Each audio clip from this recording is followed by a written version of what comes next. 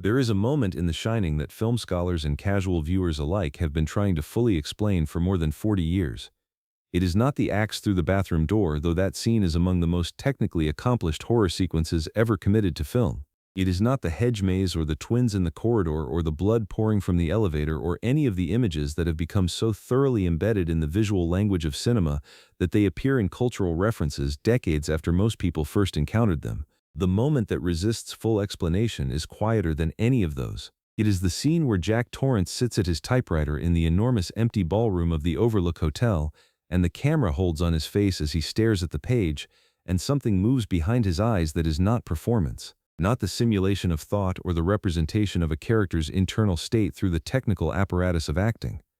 Something that appears to be happening in real time, in the actual mind of the person in front of the camera, something that Stanley Kubrick, who directed the film and who spent a career constructing performances with the precision of a watchmaker, later described in terms that stopped short of calling it acting at all. What Kubrick said, in various interviews and conversations over the years following the film's release, was carefully phrased but unmistakable in its implication. He said that Jack Nicholson had not approached the role of Jack Torrance the way an actor approaches a role. He said that the relationship between Jack and the character was different from the conventional relationship between performer and performance, different in ways that the conventional vocabulary of filmmaking and acting criticism did not quite capture. He said, and this is the statement that people have been turning over ever since, that there were moments during the filming of The Shining when he was not entirely certain that what he was watching through the camera was Jack Nicholson performing Jack Torrance, and that this uncertainty was both the most extraordinary thing he had encountered in his career and the thing that made the film what it was. A director who had made Barry Lyndon and 2001 and Dr. Strangelove and Paths of Glory. A director whose command of the filmmaking process was so total that he was known to repeat takes 60, 80, 120 times until every element was exactly as he had conceived it, was saying that something had happened on his set that exceeded his conception, that Jack Nicholson had gone somewhere that Kubrick had not planned for and could not entirely account for, and that the result was either the greatest performance in the history of horror cinema or something that was not quite a performance at all. To understand what Kubrick meant and why he was right, and why the distinction matters, you have to understand what The Shining was asking Jack Nicholson to do and what Jack Nicholson was actually like in 1979 when filming began. Jack was 42 years old. He had already won an Oscar for One Flew Over the Cuckoo's Nest. He had made Chinatown and Five Easy Pieces and The Last Detail, and a series of films that had established him as the most interesting and most unpredictable actor working in American cinema. He was not someone who needed to prove anything, not someone who was approaching a horror film as a career move or a commercial calculation. He took the role of Jack Torrance because the material interested him, and because Stanley Kubrick interested him, and because the specific psychological territory of the character, a man whose mind turns against him, whose creativity curdles into violence, whose love for his family becomes indistinguishable from the desire to destroy it, was territory that Jack understood in ways that went beyond research. This is the part of the story that requires the most careful attention. Jack Nicholson in 1979 was not simply a man who was good at playing disturbed characters. He was a man who had spent his entire adult life in close proximity to the specific psychological states that Jack Torrance inhabits, not because Jack was himself violent or dangerous, but because his way of engaging with the world, his specific quality of attention, and his specific relationship to social conventions and the expectations of others existed on a continuum with the character's psychology in ways that made the distinction between actor and role genuinely porous. Jack Torrance is a man who believes he is more talented and more perceptive than the world around him has recognized, who has been frustrated and contained by circumstances and relationships that have prevented him from realizing what he understands to be his true potential, and who finds in the Overlook Hotel a mirror that reflects back to him not the diminished man he has become, but the extraordinary man he believes himself to be. He is, in other words, a man whose ego has become his enemy, whose self-conception has lost its connection to reality, and who is moving, under the specific pressures of isolation and supernatural influence, toward a version of himself that has been freed from the constraints that keep most people from becoming what their darkest impulses want them to be. Jack Nicholson understood this from the inside, not because he was losing his mind or because his ego had become pathological, but because the specific quality of his intelligence, the same intelligence that made him the greatest actor of his generation, gave him access to the interior of that psychological state in a way that did not require him to construct it from the outside using the conventional tools of craft. He did not need to research how a man losing his mind behaves, because he understood at some level the architecture of that loss. He did not need to imagine what it feels like to believe yourself to be something greater than the world has allowed you to be, because that feeling, in its pre-pathological form, was simply the feeling of being Jack Nicholson in a world that had not yet fully recognized what Jack Nicholson was. The character and the actor shared enough psychological DNA that the line between them, under the specific pressure of the filming process, became genuinely difficult to locate. Kubrick understood this, and he exploited it with the specific ruthlessness that characterized his directorial method. The filming of The Shining is legendary for its difficulty, not the difficulty of complex action sequences or elaborate technical setups, though those were present too, but the psychological difficulty of what Kubrick asked of his actors, particularly Shelley Duvall, who he subjected to a sustained campaign of pressure and isolation that she has described as genuinely traumatic, and Jack, whom he treated very differently. Where Kubrick broke Shelley Duvall down, he worked with Jack from a position of deep mutual respect and creative collaboration, because he recognized that Jack did not need to be broken down to access the character. Jack was already there, or close enough to there that the distance could be crossed without demolition.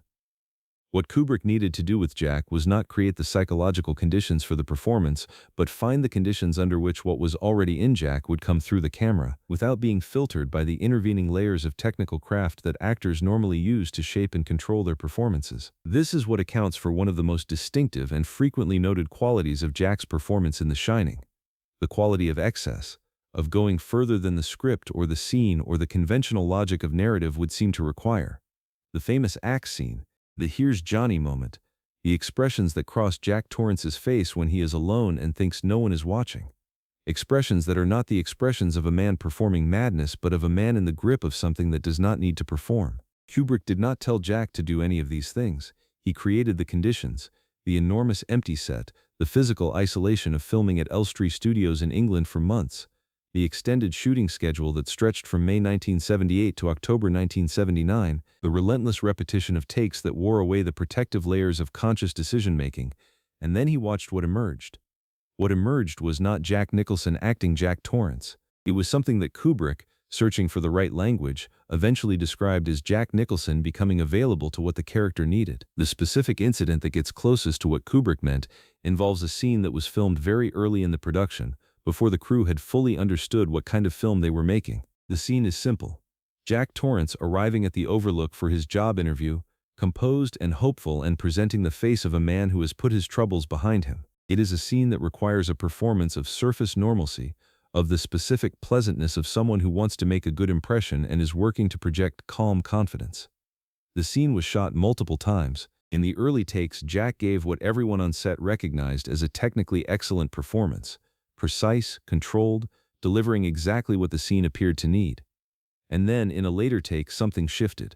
The surface normalcy was still there, all the beats were hit, all the lines were delivered, but something had entered the eyes that had not been there before.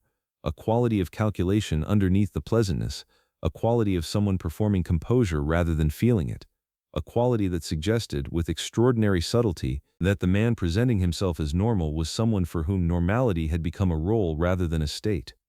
Kubrick watched the take and said nothing for a long moment. Then he said that that was the take, not the technically accomplished earlier versions, that one. Because in that take, Jack Nicholson had stopped performing Jack Torrance performing composure and had simply become a man for whom composure was performance. The layer of craft had dropped away, and what was underneath it was the thing itself. This pattern repeated throughout the production. The scenes that Kubrick selected as definitive were consistently the scenes where the evidence of acting, the visible craft, the technical architecture of the performance, had disappeared and been replaced by something that the camera was simply recording rather than capturing. This is an unusual distinction in filmmaking, and Kubrick was one of the few directors of his era who understood it clearly enough to pursue it deliberately. Most directors work to get the best performance, the most technically accomplished, the most emotionally precise, the most faithful to the character as written. Kubrick worked, with Jack, to get the performance that had stopped being a performance. The distinction sounds philosophical until you watch The Shining and understand that the scenes where Jack Torrance is most terrifying are not the scenes where Jack Nicholson is most visibly acting. They are the scenes where he has stopped. The crew members who were present for the filming of The Shining have described the experience in accounts that accumulate into something significant, not the experience of watching a great actor work, That is a description you get from crews on many productions, but the specific experience of being in a space with someone whose relationship to the character they were playing had become, over the course of months, genuinely difficult to read from the outside. They describe moments between takes when Jack Torrance's expressions would appear on Jack Nicholson's face without the camera running, not because Jack was staying in character in the deliberate method actor sense, but because the character's way of seeing had become available to him without effort, the way a second language becomes available without translation after enough immersion. They describe the quality of stillness that would sometimes come over him in the moments just before a take, a stillness that was different from an actor preparing and closer to something gathering. They describe the eyes, always the eyes, and the specific quality of what was in them in those moments, which several crew members have struggled to articulate and which all of them in various ways describe as something that did not feel entirely like Jack Nicholson looking at the set, something that felt like it was looking at the overlook, as if the fiction and the reality had swapped positions and the hotel was real and the film crew were the intrusion. Kubrick noticed all of this. Kubrick noticed everything.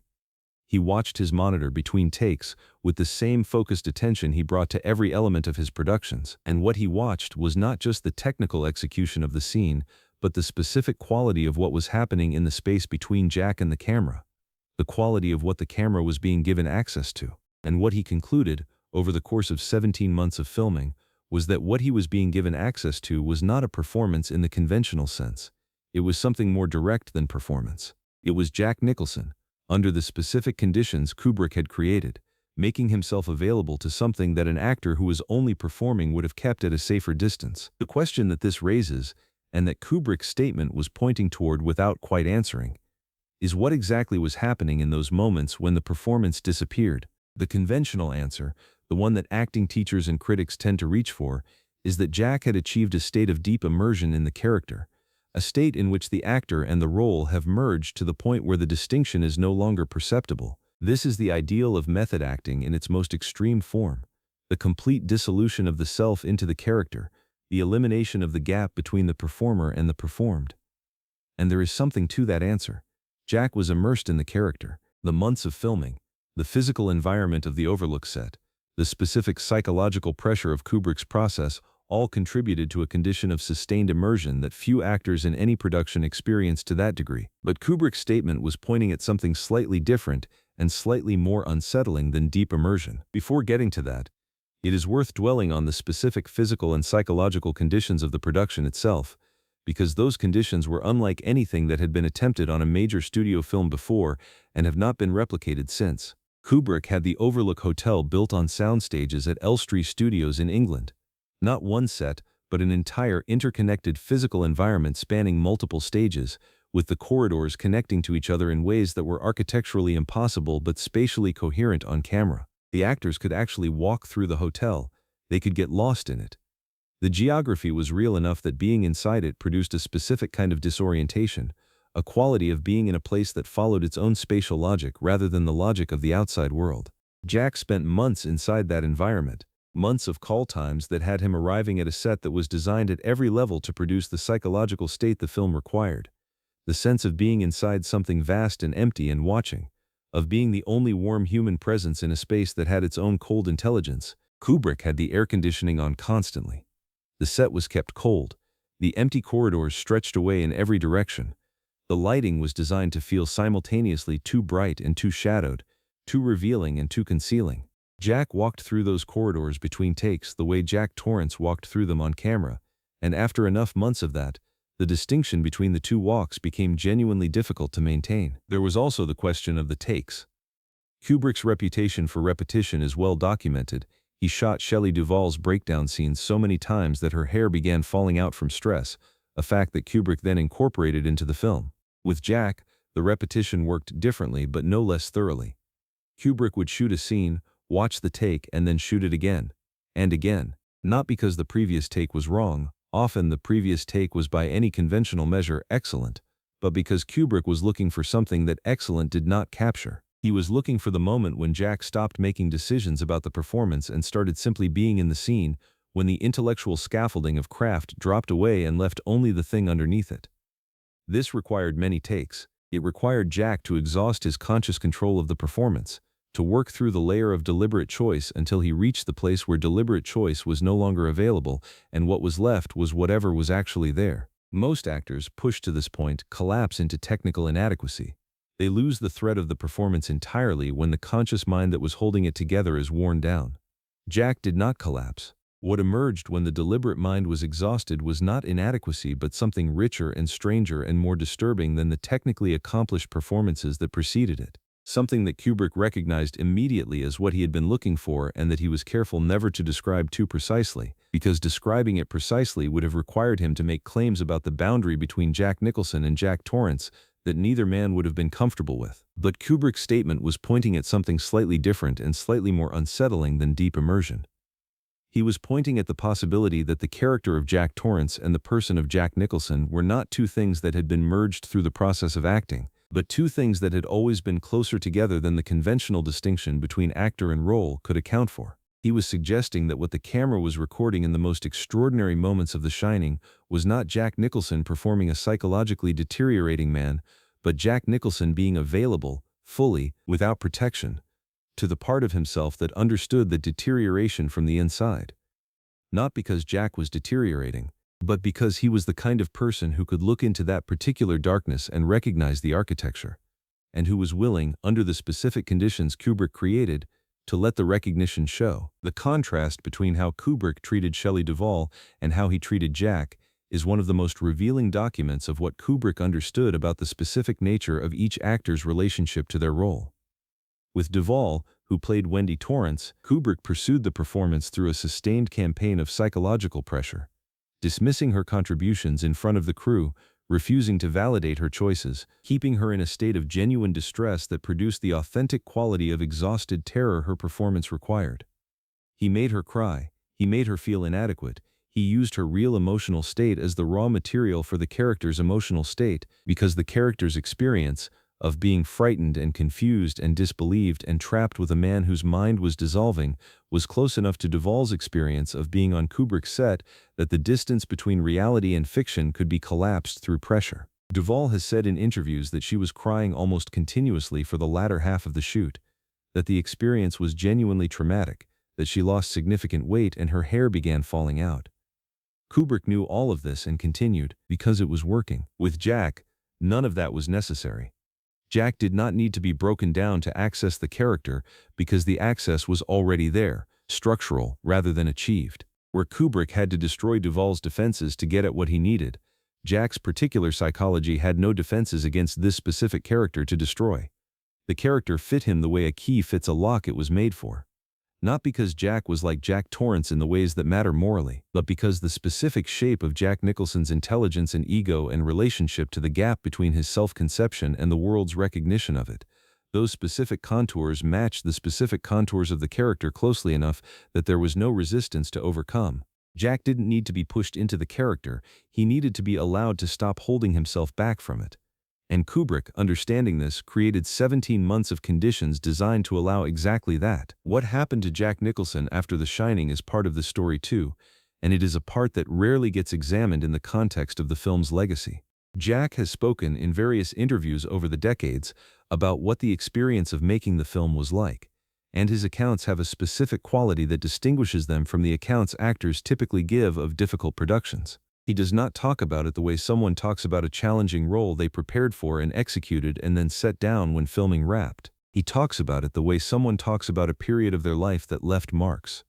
Not traumatic marks necessarily, but the marks that come from having been somewhere that changed the geography of your interior world in ways that didn't fully reverse when you left. He has said that certain qualities of Jack Torrance, the specific combination of grandiosity and grievance, the belief in one's own exceptional nature combined with the conviction that the world has failed to recognize it, stayed with him longer than the production did, surfaced unexpectedly in ways that required him to consciously locate the boundary between himself and the character and re-establish it. That boundary work, that effort to relocate the self after an extended period in which the self and the character had been allowed to blur, that is what Kubrick was describing when he said Jack had not acted in The Shining. He was describing the absence of the boundary. He was describing what it looks like when an actor and a role are not kept separate by the conventional apparatus of craft, and when the result of that absence is captured on film. The legacy of The Shining and of Jack's performance in it is one of the most complex in the history of American cinema. The film was poorly received on its initial release. Critics found it cold, found it intellectually impressive but emotionally distant, found Jack's performance too large, too theatrical, too obviously constructed to produce the visceral fear that conventional horror requires. Time has reversed this verdict comprehensively. The film is now considered a masterpiece. Jack's performance is now considered among the greatest in the genre, possibly in American film generally. And the specific quality that critics initially complained about, the theatricality, the excess, the sense that the performance was going further than the story required, is now understood as the thing that makes it extraordinary. Because what looked like excess was not excess. It was the absence of the containing structure that makes performances legible as performances. What looked like Jack Nicholson going too far was Jack Nicholson going somewhere that too far does not apply, because the place he was going was not a performance space at all. Stanley Kubrick died in 1999, 9 months after completing Eyes Wide Shut. He did not give many interviews in his final years, and the accounts of what he said about The Shining and about Jack's performance in it are necessarily incomplete and filtered through memory and the specific distortions that come from second-hand transmission. But the core of what he said, that Jack had not acted in that film, that what the camera had recorded was something other than acting in the conventional sense, that the extraordinary quality of the result was inseparable from the extraordinary quality of what Jack had allowed to happen to the boundary between himself and the character. That core has been consistent across multiple accounts from multiple sources over multiple years. It is as close to a documented statement as the man's habitual reticence allowed, and it points to something true not just about The Shining but about the specific nature of Jack Nicholson's talent at its most extreme. A talent that does not always work by building a character from the outside in, but sometimes works by removing the barriers that keep a person from being fully available to what the character needs, and letting the camera do the rest. There is one more dimension of this story that deserves attention before we get to the final accounting. The Shining was not well received when it was released in 1980, and the specific nature of the critical resistance to it is instructive about what Kubrick and Jack had actually done. Critics found the film cold. They found Jack's performance too large, too uncontained, too obviously theatrical to produce the visceral fear that horror audiences expected. They complained that he seemed to be playing madness rather than descending into it, that the performance lacked the quality of gradual psychological deterioration that the narrative required, that from almost the first frame Jack Torrance was already too far gone for the rest of the film to have anywhere meaningful to go. These criticisms were coherent as criticisms of a conventional horror film. They were criticisms that assumed the film was trying to do what conventional horror films try to do, and measuring it against that standard. The critics were not wrong about what they observed. Jack's performance does not build gradually toward madness in the way that a conventional narrative arc would require. It arrives already at an advanced stage of something and then goes further. The question is whether that is a failure of the film or a truth about the character. And the answer, which 40 years of reassessment has settled comprehensively in Kubrick's favor, is that it is a truth about the character. Jack Torrance was not a sane man who slowly went mad in the Overlook Hotel. He was a man who arrived at the Overlook already containing the specific darkness that the hotel would amplify, already housing the specific pathology that the supernatural influence would bring to full expression. The performance that looks too large in a conventional horror context looks exactly right in the context of what the film was actually doing, which was not a story of deterioration but a story of revelation, of a man's true nature being made visible by the specific pressure of circumstances that stripped away everything he had used to contain it. This is what Kubrick meant when he said Jack had not acted in The Shining.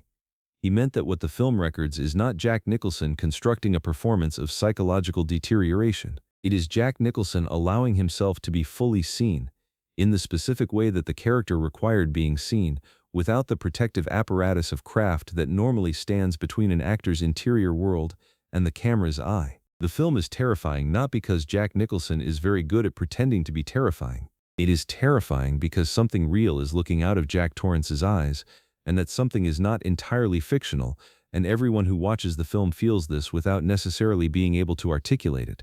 Kubrick articulated it, and he was right. Jack Nicholson has never confirmed or denied the specific implication of Kubrick's statement. He has said that The Shining was one of the most significant experiences of his professional life. He has said that Kubrick was a genius and that working with him was unlike working with anyone else. He has said carefully that the process of making the film took him to places he had not expected to go. What he has not said is where exactly those places were, or whether the person who came back from them was entirely the same person who went in. That silence, that specific withholding around the question of what the experience cost and what it changed, is itself a kind of answer. Jack Nicholson went somewhere in The Shining that the vocabulary of acting does not quite cover. Stanley Kubrick watched him go there and told people, afterward, that what he had witnessed was not acting. 40 years later, every person who watches that film and feels something looking back at them from behind Jack Torrance's eyes, something that seems to exceed the character, to be looking out from a place deeper than any role should reach, understands exactly what Kubrick meant and why he was right. If this story, of a performance that exceeded performance, of a director who watched an actor go somewhere that craft alone cannot reach, of the specific cost of being genuinely available to the darkest parts of what a character needs, moved you, subscribe and share it with anyone who has ever watched The Shining and felt that the thing looking out of Jack Torrance's eyes was looking at them specifically. Ring the notification bell, because the story of what happened on that set, and what it took, and what it left behind, is the story of what happens when the greatest actor of his generation meets the greatest director of his generation and neither of them flinches from where the work wants to go.